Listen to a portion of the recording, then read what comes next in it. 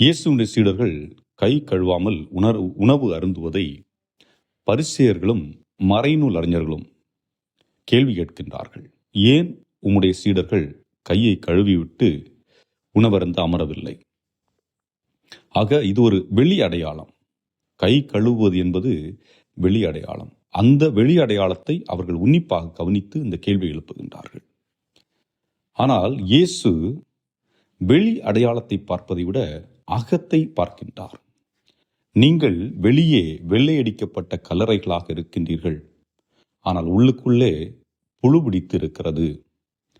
நீங்கள் மரபுகளை பின்பற்றுகிறீர்கள், ஆனால் கடவுளுடைய கட்டளையை பின்பற்றுவதில்லை.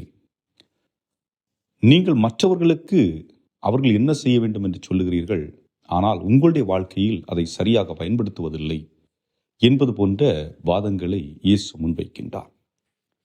அன்புக்குரியவர்களே, இது அவர்களுக்கு மட்டுமே கொடுக்கப்பட்ட ஒரு சொல் அல்ல, மாறாக நம்முடைய வாழ்க்கையிலும் அன்றாடம் நிகழ்ந்து கொண்டிருக்கின்ற ஒன்று.